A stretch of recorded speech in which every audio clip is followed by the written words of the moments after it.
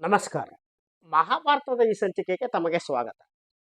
ಅರ್ಜುನ ದುರ್ಯೋಧನನನ್ನು ಕುರಿತು ಹೀಗೆಂದ: ನಮ್ಮ ಅಣ್ಣ ಮಹಾತ್ಮ ಮಹಾರಾಜ ಯುಧಿಷ್ಠಿರ ಈ ದ್ಯೂತಕ್ಕೆ ಮೊದಲು ನಮಗೆ ಸ್ವಾಮಿಯಾಗಿದ್ದ. ಆದರೆ ದ್ಯೂತದಲ್ಲಿ ತನ್ನನ್ನೇ ತಾನು ಸೋತುಕೊಂಡ ನಂತರ ಈಗ ಅವನು ಯಾರಿಗೆ ಸ್ವಾಮಿ ಎಂದು ಈ ಸಭೆ ನಿರ್ಧರಿಸಬೇಕು ಎಂದು ಹೇಳಿದ. ಆ ವೇಳೆಯಲ್ಲಿ ಒಂದಷ್ಟು ಘಟನೆಗಳಾದವು. ಅರಮನೆಯ ಹೋಮಗೃಹ ಎಂದರೆ ಅದೊಂದು ಪವಿತ್ರವಾದ ಸ್ಥಳ. ಅಲ್ಲಿ ಈ ಹೋಮ ಹವನ ಯಜ್ಞ ಯಾಗಾದಿಗಳನ್ನು ನಡೆಸುವ ಪವಿತ್ರವಾದ ಸ್ಥಳವದು. ಅಲ್ಲಿಂದ ಈ ನರಿಗಳು ಉಳಿಟ್ಟವು, ನರಿಗಳು ಕೂಗಿದವು. ಅದೇ ಸಮಯದಲ್ಲಿ ಅದಕ್ಕೆ ಪ್ರತ್ಯುತ್ತರವೋ ಎಂಬಂತೆ ಕತ್ತೆಗಳು ಅರಚಿದವು.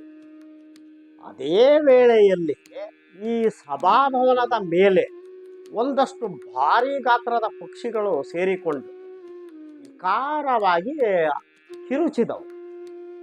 ಇದು ಒಂದು ಮಹಾ ವಿಪತ್ತಿನ ಸೂಚನೆಯಾಗಿತ್ತು, ಒಂದು ಅಪಾಯದ ಸೂಚನೆಯಾಗಿತ್ತು, ಒಂದು ಉತ್ಪಾತ ಅಥವಾ ಅಪಶಕುನದ ಭಾಗವಾಗಿತ್ತು.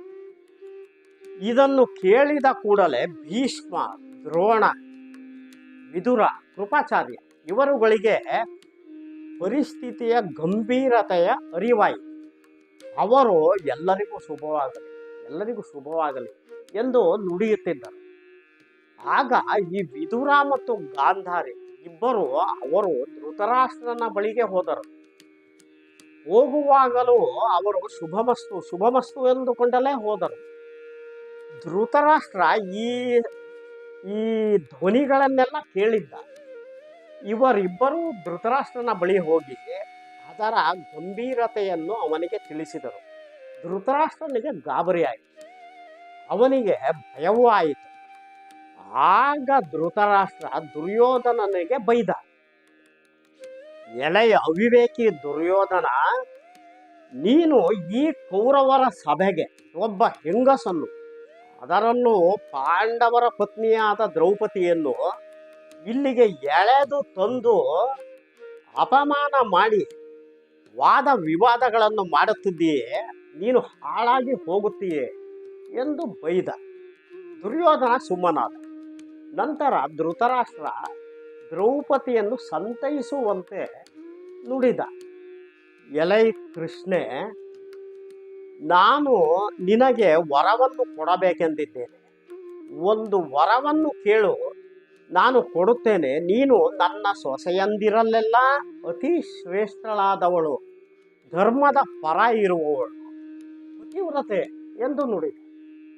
ಆಗ ದ್ರೌಪದಿ ನುಡಿದಳು: ಮಹಾರಾಜ, ಹಾಗೆ ನೀವು ವರವನ್ನು ಕೊಡಬೇಕೆಂದಿದ್ದರೆ ನನ್ನ ಪತಿಯಾದ ಯುಧಿಷ್ಠಿರನನ್ನು ದಾಸ್ಯತ್ವದಿಂದ ಬಿಡುಗಡೆಗೊಳಿಸಿ ನನ್ನ ಮಗ ಪ್ರತಿವಿಂಧ್ಯನನ್ನು ಯಾರೂ ದಾಸನ ಮಗ ಎನ್ನದಿರಲಿ ಎಂದು ನುಡಿದಳು. ಧೃತರಾಷ್ಟ್ರ ಸಂತೋಷದಿಂದ ಅದಕ್ಕೆ ಒಪ್ಪಿಗೆ ನೀಡಿದ. ಮತ್ತೆ ದ್ರೌಪದಿಗೆ ಹೇಳಿದ: ನನಗೆ ಒಂದೇ ವರ ಸಾಕೆನಿಸುತ್ತಿಲ್ಲ, ನೀನು ಎರಡನೇ ವರವನ್ನು ಕೇಳು ಯಾಜ್ಞಸೇನಿ ಎಂದು ನುಡಿದ. ಆಗ ದ್ರೌಪದಿ ಹೇಳಿದಳು: ಮಹಾರಾಜ, ಹಾಗಾದರೆ ಭೀಮಾರ್ಜುನರು, ನಕುಲ ಸಹದೇವರು ಅವರವರ ರಥಗಳೊಂದಿಗೆ ಮತ್ತು ಅವರವರ ಆಯುಧಗಳೊಂದಿಗೆ ಅವರು ಈ ದಾಸತ್ವದಿಂದ ಬಿಡುಗಡೆ ಹೊಂದಲಿ ಎಂದರು. ಧೃತರಾಷ್ಟ್ರ ಅದಕ್ಕೂ ಸಂತೋಷದಿಂದಲೇ ಒಪ್ಪಿಗೆ ನೀಡಿದ. ಮತ್ತೆ ದ್ರೌಪದಿಗೆ ಒತ್ತಾಯಿಸಿದ: ಎಲೆ ಕೃಷ್ಣೆ, ನನಗೆ ನಿನಗೆ ಎರಡೇ ವರಗಳನ್ನು ಕೊಟ್ಟಿರುವುದು ಸತ್ಕಾರ ಎಂದು ಎನಿಸುತ್ತಿಲ್ಲ. ನೀನು ನನ್ನ ಸೊಸೆಯಂದಿರಲ್ಲೆಲ್ಲ ಅತಿ ಶ್ರೇಷ್ಠಳು, ಧರ್ಮಿಷ್ಠಳು. ನಾನು ನಿನಗೆ ಇನ್ನೊಂದು ವರವನ್ನು ಕೊಡುತ್ತೇನೆ, ಮೂರನೆಯ ವರವನ್ನು ಕೇಳು ಎಂದ. ಆದರೆ ಆಗ ದ್ರೌಪದಿ ನುಡಿದಳು: ಮಹಾರಾಜ, ಎರಡು ವರ ಸಾಕು. ಮೂರನೆಯ ವರವನ್ನು ನಾನು ಕೇಳಿದರೆ ಅದು ಲೋಭವಾಗುತ್ತದೆ, ಅದು ದುರಾಸೆಯಾಗುತ್ತದೆ. ಒಂದು ನೀತಿ ಹೇಳುವಂತೆ ಈ ವೈಶ್ಯರು ಒಂದು ವರವನ್ನು ಕೇಳಬಹುದು, ಕ್ಷತ್ರಿಯ ಹೆಂಗಸು ಎರಡು ವರವನ್ನು ಕೇಳಬಹುದು, ಕ್ಷತ್ರಿಯ ಗಂಡಸು 3 ವರವನ್ನು ಕೇಳಬಹುದು, ಬ್ರಾಹ್ಮಣರು 100 ವರಗಳನ್ನು ಕೇಳಬಹುದು, ಹಾಗಾಗಿ ನನಗೆ 2 ವರ ನೀವು ಕೊಟ್ಟಿರುವುದು ಸಾಕು. ನನ್ನ ಪತಿಯಂದಿರು ಅವರು ತಮ್ಮ ಸ್ವಸಾಮರ್ಥ್ಯದಿಂದ ಎಲ್ಲವನ್ನೂ ಗಳಿಸಿಕೊಳ್ಳುತ್ತಾರೆ ಎಂದು ನುಡಿದನು. ಇದನ್ನು ಕೇಳಿದ ಕರ್ಣ ಆಶ್ಚರ್ಯಚಕಿತನಾಗಿ ನುಡಿದ, ಪ್ರಪಂಚದಲ್ಲಿ ಇಲ್ಲಿಯವರೆಗೆ ಅತಿ ಸುಂದರಿಯರು ಎಂದು ಹೆಸರಾಗಿರುವ ಯಾರೇ ಆದರೂ ಇಂತಹ ಕಾರ್ಯವನ್ನು ಮಾಡಿರುವುದನ್ನು ನಾವು ಕಂಡಿಯೂ ಇಲ್ಲ, ಕೇಳಿಯೂ ಸಹ ಇಲ್ಲ. ಆ ಕೆಲಸವನ್ನು ದ್ರೌಪದಿ ಇಂದು ಮಾಡಿದ್ದಾಳೆ. ಪಾಂಡವರು ಅತೀವ ಸಂಕಷ್ಟಕ್ಕೆ ಸಿಲುಕಿದ್ದರು. ಅವರು ಯಾವ ರೀತಿ ಇದ್ದರು ಅಂದರೆ, ಒಂದು ಸಾಗರದ ಮಧ್ಯದಲ್ಲಿ ಒಂದು ದೋಣಿ ಮುಳುಗುತ್ತಿರುವ ದೋಣಿಯಲ್ಲಿ ಕುಳಿತುಕೊಂಡಂತೆ ಅವರಿದ್ದರು. ಈ ದ್ರೌಪದಿ ಆ ದೋಣಿಯನ್ನು ದಡಕ್ಕೆ ಎಳೆದು ತಂದು ಅವರನ್ನು ಪಾರು ಮಾಡಿದಳು ಎಂದ. ಆಗ ಭೀಮ ಇದನ್ನು ಕೇಳಿದವನು ಮತ್ತೆ ಆಕ್ರೋಶಗೊಂಡ. ಭೀಮ ಅರ್ಜುನನಿಗೆ ಹೇಳಿದ, ಅರ್ಜುನ, ನೋಡು, ಆ ಸಾರಥಿಯ ಪುತ್ರ ಎಷ್ಟು ಹೀನಾಯವಾಗಿ ನಮ್ಮ ಬಗ್ಗೆ ಮಾತನಾಡುತ್ತಿದ್ದಾನೆ. ಒಬ್ಬ ಸ್ತ್ರೀಯಿಂದ ನಮ್ಮ ಬಿಡುಗಡೆಯಾಯಿತು ಎಂದು ಹೇಳುತ್ತಿದ್ದಾನೆ. ದೇವಲ ಮುನಿಗಳು ಅವರ ನೀತಿಯಂತೆ ಒಬ್ಬ ವ್ಯಕ್ತಿಗೆ 3 ಜ್ಯೋತಿಗಳು ಅಥವಾ ಬೆಳಕು ಇರುತ್ತದೆ. ಒಂದು ಅವರ ಸಂತಾನ, 2ನೆಯದು ವಿದ್ಯೆ, 3ನೆಯದು ಅವರ ಕರ್ಮಗಳು. ಒಬ್ಬ ವ್ಯಕ್ತಿ ಸತ್ತ ನಂತರ ಅವನ ದೇಹವನ್ನು ಬಂಧು ಬಳಗದವರು ತ್ಯಜಿಸಿದ ನಂತರ ಆ ವ್ಯಕ್ತಿಯ ಜೊತೆ ಉಳಿಯುವುದು ಈ 3.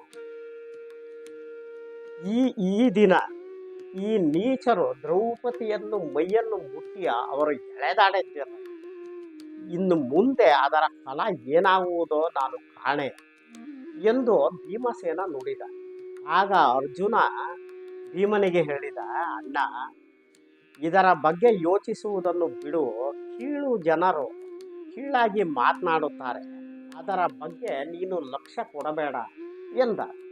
ಆದರೆ ಭೀಮನಿಗೆ ಆಗಿನಿಂದಲೂ ಈ ಒಳಗೆ ಒಂದು ಅಗ್ನಿ ಜ್ವಾಲೆಯ ತರಹ ಉರಿಯುತ್ತಿತ್ತು.